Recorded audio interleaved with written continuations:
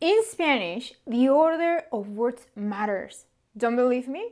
What if you say something like, ella es Daniela, es una amiga vieja? Wait, did you just call me old? I know. You were just trying to introduce an old friend, right? But you see, in Spanish, adjective placement is like arranging the toppings of a pizza. You have to put them in a nice place so the pizza tastes good and it looks good too. Adjective placement is exactly the same. You have to follow the right order for your sentence to sound good. In this video, I'm going to teach you what the rules to place adjectives in Spanish is. I'm also going to teach you what I call the two-phase adjectives, adjectives that change in meaning when you place them either before or after the noun. We're also going to test your knowledge with a simple quiz. Hi everyone, this is Daniela from Tell Me Spanish y estoy aquí para ayudarles a hablar español de forma más natural. You already probably know that many adjectives in Spanish come after the noun, and that's true. But we also have some cases where you can place adjectives before the noun. We're going to start with the easy one, the one that is probably the most common for you guys. Adjectives that come after the noun. In Spanish, qualifying adjectives are most of the time placed after the noun. These are adjectives that allow you to describe how something or someone is. These adjectives can be like color, shape, nationality, personality, size, or physical appearance. Let me give you some examples. Me gusta la casa grande. Smart cookie. I would like the big house too. El café está muy malo. The coffee is very bad. I don't know what I did to it, but it's terrible. La mochila rosa es mía. The pink bag is mine. What happens when you put a verb in the middle of the noun and the adjective? For example, el perro negro versus el perro es negro. When we have a verb between the noun and the adjective, that verb is helping you describe how that thing is. In this case, the dog. However, when the adjective is immediately placed after the noun, it's helping you identify a specific dog. El perro negro. Imagine many dogs and you're just talking about the black one, okay? So now that you understand what type of adjectives you're going to place after the noun, let's see the adjectives that we are going to place before. Possessive, demonstratives, quantifiers. Quantifiers are adjectives that help you measure or count. Dos, uno, tres, muchos, pocos. Possessives, mi, su, tú. Demonstratives, este, ese, aquel.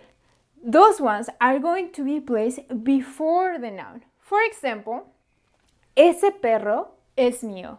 That dog is mine. Yeah, that one, the cute one. Susie tiene muchos zapatos. But, as usual, Spanish has some exceptions.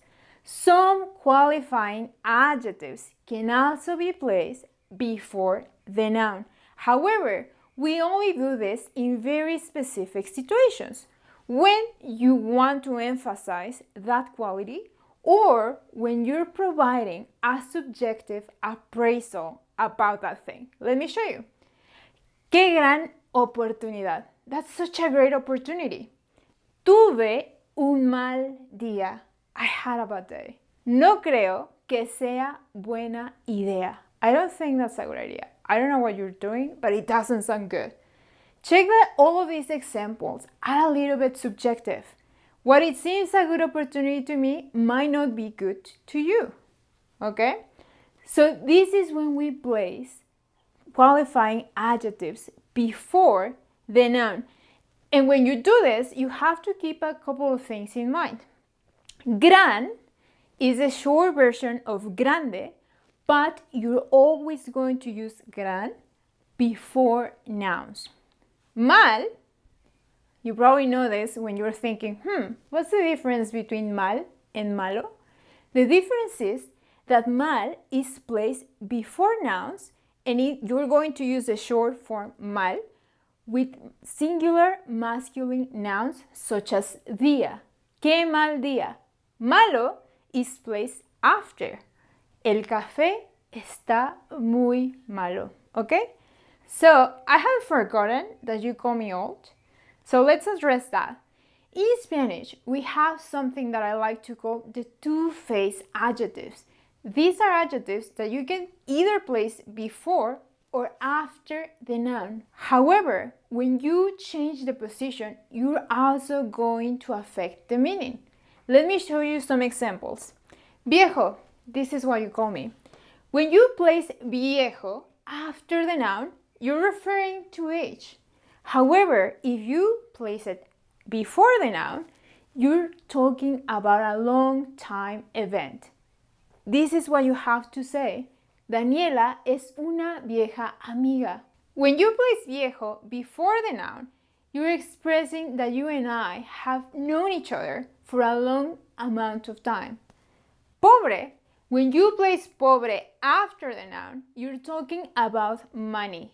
Ella es pobre. She's poor. She doesn't have money.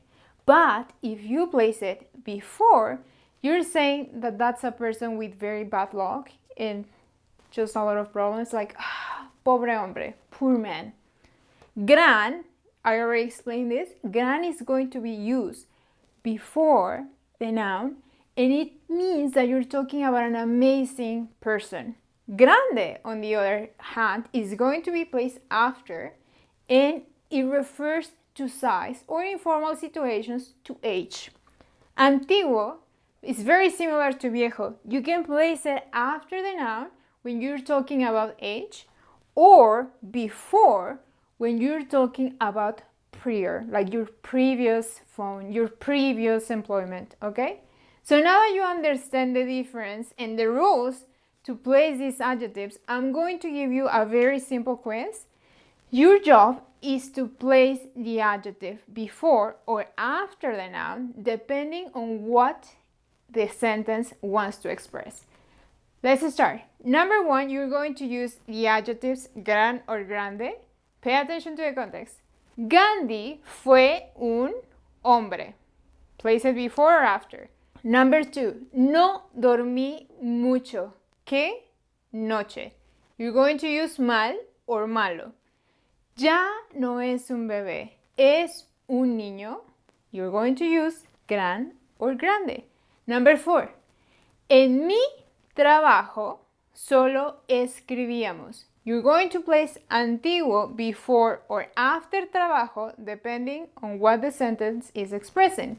Number five, es muy caro porque es un reloj. And you're going to use antiguo. Place it before or after reloj depending on what you're expressing. So before I finish this video, I want to leave you some additional resources just if you want to go deeper into this topic. The first one is an immersion video. It's the same lesson just in Spanish. That way you get to practice. And the second one is going to be a guide to adjective placement. You're going to find more examples with these rules and more examples of the two-phase adjectives.